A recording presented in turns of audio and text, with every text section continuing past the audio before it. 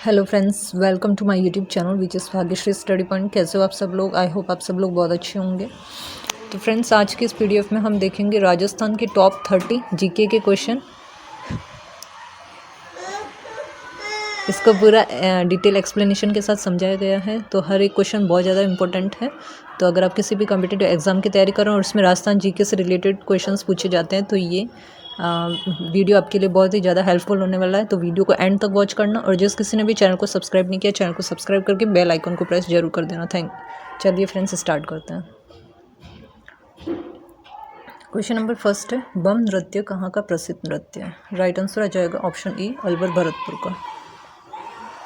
व्याख्या है, अलवर भरतपुर में बम नृत्य प्रसिद्ध है। ये भरतपुर और अलवर क्षेत्र में होली के अवसर पर केवल एक बड़े ढोल भम भम की थाप पर पुरुषों के द्वारा किया जाने वाला नृत्य है।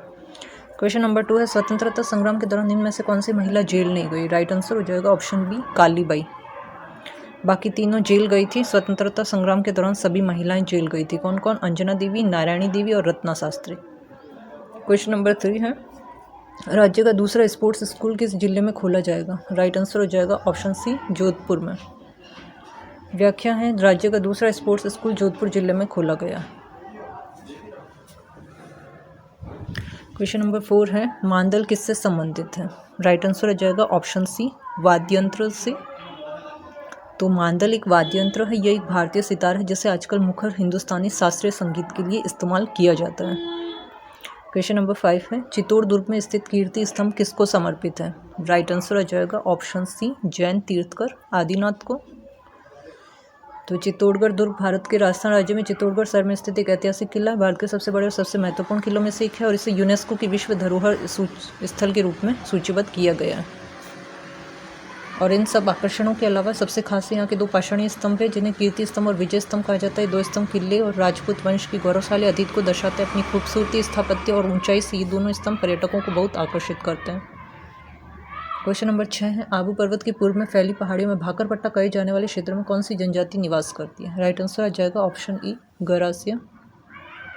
तो आबू पर्वत के पूर्व में फैली पहाड़ियों में भाकरपट्टा कहे जाने वाले क्षेत्र में गरासिया जनजाति निवास करती है। गरासिया राजस्थान की एक प्रमुख आदिवासी कौम है। राजस्थान में सिरोही, उदयपुर और पाली जिलों में मुख्य रूप से इनका निवास है।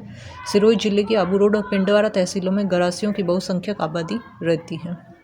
क्वेश्चन नंबर 7 है, सहरिया जनजाति के कुंभ के नाम से प्रसिद्ध मेला कौन सा है? राइट आंसर हो जाएगा ऑप्शन ए, सीताबाड़ी का मेला। तो सीताबाड़ी का मेला केलवाड़ा 12 में भरता है। यह मेला ज्येष्ठ अमावस्या को भरता है और इस मेले को सहरिया जनजाति का कुंभ कहते हैं और हाड़ौती अंचल का सबसे बड़ा मेला है। क्वेश्चन नंबर 8 है, किशनगंज व शाहबाद में सहरिया जनजाति का कितना प्रतिशत पाया जाता है? राइट आंसर हो जाएगा ऑप्शन ए, 98%। तो सहरिया राजस्थान में सबसे पिछड़ी अनुसूचित जनजाति है और 12 जिले के किशनगंज और शाहबाद तहसील में 98% सहरिया आदिवासी रहते हैं। क्वेश्चन नंबर 9 है, स्वांग्या माता कुल देवी किस क्षेत्र की शासक थी? राइट आंसर आ जाएगा ऑप्शन ई, जैसलमेर की। तो स्वांग्या माता राजस्थान के जनमानस में आस्था के प्रतीक, लोक देवियों, कुल देवियों के उद्भव सूत्र पर यदि दृष्टि डाली जाए तो शक्ति की प्रतीक बहुत सी प्रसिद्ध देवियों का जन्म चारण कुल में हुआ और चारण कुल में जन्मी प्रसिद्ध देवियों में आवड़, स्वांग्या, कर्णी माता आदि प्रमुख है। विभिन्न राजवंशों की गौरव गाथाओं के साथ इन देवियों की अनेक चमत्कारिक घटनाएं इतिहास के पन्नों पर दर्ज है। क्वेश्चन नंबर 10 है, लोकसभा और राज्यसभा की संयुक्त बैठक की अध्यक्षता कौन करता है? ऑप्शन सी हो जाएगा, लोकसभा का अध्यक्ष करता है। लोकसभा का अध्यक्ष लोकसभा और राज्यसभा की संयुक्त बैठक की अध्यक्षता करता है और लोकसभा के उपाध्यक्ष लोकसभा के अध्यक्ष की अनुपस्थिति में कौन करता है? लोकसभा का उपाध्यक्ष। क्वेश्चन नंबर 11 है, मोतीलाल तेजावत का संबंध किससे था? ऑप्शन बी हो जाएगा, एक ही किसान आंदोलन से। तो मोतीलाल तेजावत को वीर सेत्रम बाबूजी के नाम से जाना जाता है। मोतीलाल तेजावत एक भारतीय स्वतंत्रता सेनानी, आदिवासी नेता और समाज सुधारक थे। आदिवासियों का मसीहा के रूप में जाना जाता है। तेजावत का जन्म 1886 में राजस्थान के उदयपुर जिले के कोलियारी गांव में हुआ था। उन्होंने अपनी प्रारंभिक शिक्षा गांव में ही प्रारंभ की और बाद में उन्होंने झाड़ूल ठिकाने में स्थानीय जागीरदार के यहाँ कामदार का कार्य किया। और मोतीलाल तेजावत ने राजस्थान में एक ही आंदोलन का उद्घाटन किया था जिसकी शुरुआत 1920 में हुई थी। क्वेश्चन नंबर 12 है, मोतीलाल तेजावत ने भीलों का आंदोलन कहाँ से शुरू किया था? ऑप्शन बी हो जाएगा, झाड़ूल। तो मोतीलाल तेजावत को भील क्षेत्रम बाबूजी के नाम से जाना जाता है।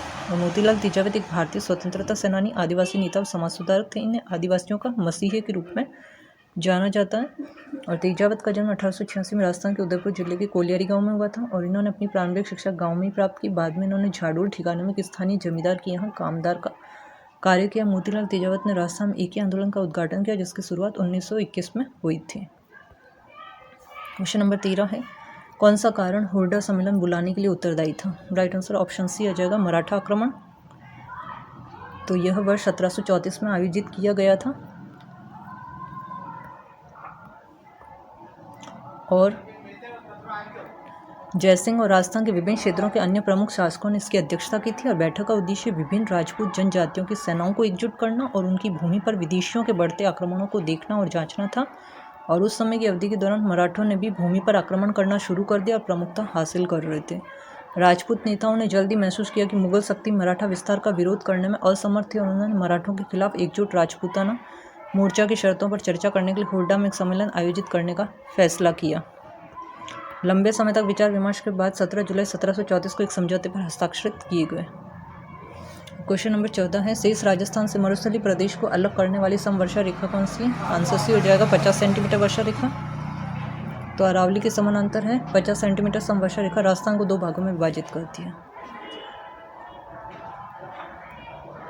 क्वेश्चन नंबर 15 है, संत मीराबाई के पति का नाम क्या था? राइट आंसर हो जाएगा ऑप्शन ए, भोजराज। तो मीराबाई का विवाह 1516 ईस्वी में मेवाड़ के महाराणा सांगा के ज्येष्ठ पुत्र हैं भोजराज सिंह के साथ हुआ था और भोजराज उस समय मेवाड़ के युवराज थे। क्वेश्चन नंबर 16 के समाचार पत्रों के माध्यम से बिजोलिया किसान आंदोलन का प्रचार पूरे भारत में कर दिया गया था? राइट आंसर हो जाएगा ऑप्शन डी, प्रताप। तो विजय सिंह पथिक, जिन्हें राष्ट्रपति के रूप में जाना जाता है, एक भारतीय क्रांतिकारी थे और इनका असली नाम भूप सिंह था। वे पहले भारतीय क्रांतिकारियों में से थे जिन्होंने ब्रिटिश शासन के खिलाफ स्वतंत्रता आंदोलन की मशाल जलाई थी। मोहनदास करमचंद गांधी द्वारा सत्याग्रह आंदोलन शुरू करने से बहुत पहले पथिक ने बिजोलिया के किसान आंदोलन के दौरान सत्याग्रह आंदोलन का प्रयोग कर लिया था और विजय सिंह पथिक ने प्रताप समाचार पत्र के माध्यम से बिजोलिया किसान आंदोलन का प्रचार पूरे भारत में कर दिया था। क्वेश्चन नंबर 17, चंबल नदी पर गांधी सागर बांध कहाँ स्थित है? राइट आंसर हो जाएगा इनमें से कोई नहीं, क्योंकि गांधी सागर बांध मध्य प्रदेश में स्थित है और ये बाकी तीनों ये राजस्थान में है।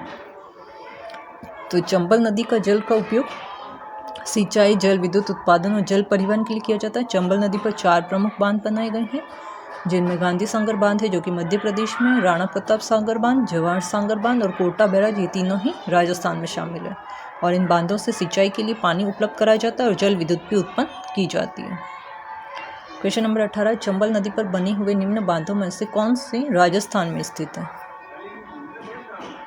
तो राजस्थान में स्थित है ये कोटा बैराज राजस्थान में है, गांधी सागर बांध, जवाहर सागर बांध राजस्थान में और राणा प्रताप सागर बांध भी राजस्थान में, और ये गांधी सागर मध्य प्रदेश में। तो 1, 3, 4 हो जाएगा, ऑप्शन डी हो जाएगा।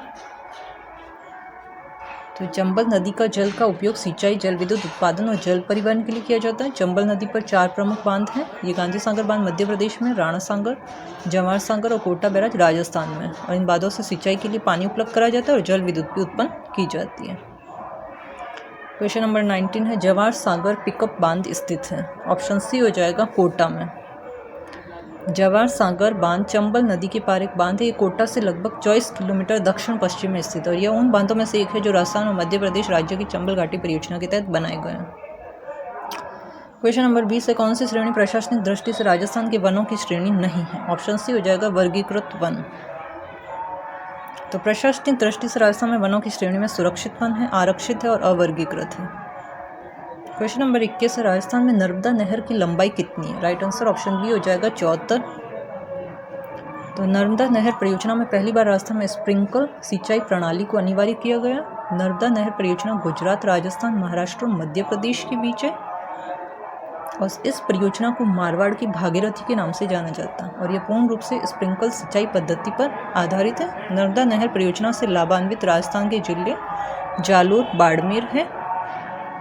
नर्मदा नहर परियोजना की कुल लंबाई कितनी? 532 किलोमीटर। नर्मदा नहर परियोजना में राजस्थान का कुल हिस्सा 0.50 MEF है और सरदार सरोवर बांध का उपयोग नर्मदा नहर परियोजना के लिए किया जाता है। और नर्मदा नहर परियोजना की कुल लंबाई 532 किलोमीटर है, जिसमें से 458 किलोमीटर गुजरात में और 74 किलोमीटर राजस्थान में। क्वेश्चन नंबर 22 है, राजस्थान को नर्मदा नदी का कितना हिस्सा प्राप्त होता है? राइट आंसर हो जाएगा option D 0.50 MEF।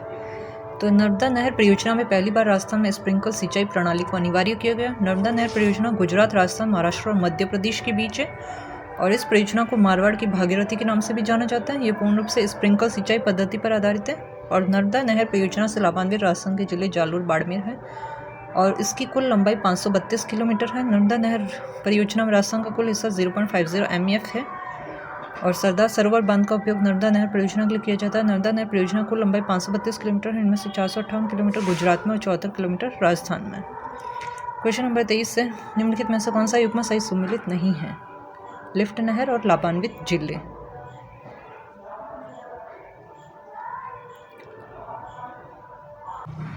Right answer हो जाएगा डॉक्टर करणी सिंह हनुमानगढ़ में है। तो निम्नलिखित में से कौन से युग्म सही सुमेलित है? लिफ्ट नहर और लाभान्वित जिले हैं। ए पन्नालाल बारूलाल बीकानेर नागौर में, वीर तेजाजी बीकानेर में है, बरकतुल्ला खां जैसलमेर बाड़मेर में और डॉक्टर करणी सिंह बीकानेर और जोधपुर में है। क्वेश्चन नंबर 24 है, राजस्थान राज्य का अक्षांशीय विस्तार कितना है? राइट आंसर ऑप्शन बी हो जाएगा 23.3 उत्तरी अक्षांश से 30 डिग्री 12 उत्तरी अक्षांश तक। तो ग्लोब के अनुसार भारत उत्तरी अक्षांश और पूर्वी देशांतर में स्थित है।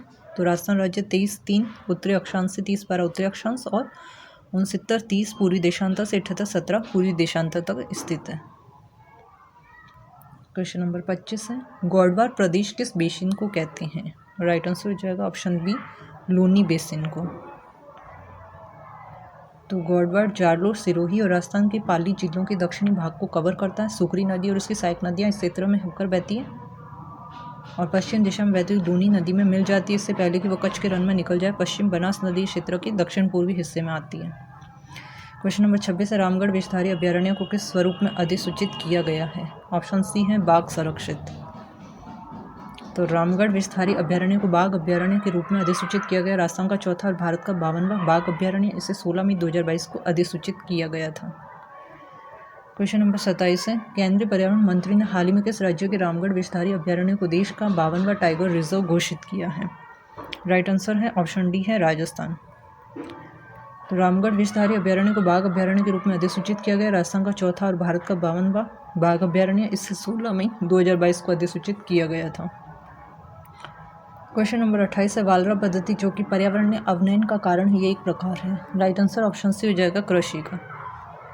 तो वालरा कृषि एक प्रकार की स्थानांतरित कृषि है जिसमें भूमि का उपयोग कुछ वर्षों के लिए किया जाता है और बाद में मिट्टी में उर्वरता की कमी और बीमारियों के कारण छोड़ दी जाती है। कृषि आदिम जनजातियों द्वारा की जाती है। राजस्थान के बांसवाड़ा, उदयपुर और डूंगरपुर जिले में आदिम जनजातियों का निवास है। इन जिलों में वालरा कृषि की जाती है। क्वेश्चन नंबर 29 है, राजस्थान की एकमात्र शास्त्रीय नृत्य कथक की जयपुर घराने के प्रवर्तक माने जाते हैं। राइट आंसर ऑप्शन बी है भानुजी महाराज। तो कथक नृत्य उत्तर भारतीय शास्त्रीय नृत्य है। कथा कहे सो कथक कहलाए। तो कथक शब्द का अर्थ यानी कथा को नृत्य रूप से कथन करना है। प्राचीन काल में कथक को कुशीलाओं के नाम से भी जाना जाता था। कथक का प्राचीनतम घराना है। जयपुर घराने के प्रवर्तक कौन है? भानुजी, प्रसिद्ध शिव तांडव नर्तक हैं। क्वेश्चन नंबर 30 है, लास्ट है क्वेश्चन। कुंभलगढ़ और गोगुंदा के बीच विस्तृत पठार किस नाम से जाना जाता है? राइट आंसर ऑप्शन सी हो जाएगा बोराट के नाम से। तो बोराट एक पठार है जो मध्य पहाड़ी मैदान मध्य भारत के उत्तरी भाग को समाहित करता है। लगभग 22,000 वर्ग मील में फैला हुआ और अधिकांश उत्तर पश्चिमी मध्य प्रदेश राज्य और मध्य राजस्थान राज्य शामिल है। अरावली पर्वतमाला का सबसे ऊंचा भाग कुंभलगढ़ और गोगुंदा के किलों के बीच में स्थित है, जिसे पठार के रूप में आमतौर पर बोराट कहा जाता है। उदयपुर का उत्तर पश्चिमी पर्वत भाग मगहर कहलाता है। 1225 मीटर की औसत ऊंचाई पर स्थित है। कुछ चोटियों की ऊंचाई भी 1300 मीटर है और इसके पश्चिम में खड़ी ढलान और उबड़ खाबड़ भाग को स्थानीय भाषा में बाकर कहा जाता है। तो थैंक यू फ्रेंड्स, ये थे राजस्थान के टॉप 30 जीके के क्वेश्चंस। आई होप आपको ये वीडियो अच्छा लगा होगा। वीडियो अच्छा लगा है तो कमेंट बॉक्स में कमेंट करके मुझे ज़रूर बताना ये क्वेश्चंस आपको कैसे लगे। और अभी तक जिस किसी ने भी चैनल को सब्सक्राइब नहीं किया, फ्रेंड्स चैनल को सब्सक्राइब जरूर कर लेना और वीडियो को ज़्यादा से ज़्यादा शेयर करना। थैंक यू फ्रेंड्स, मैं मिलती हूँ आपको नेक्स्ट वीडियो में।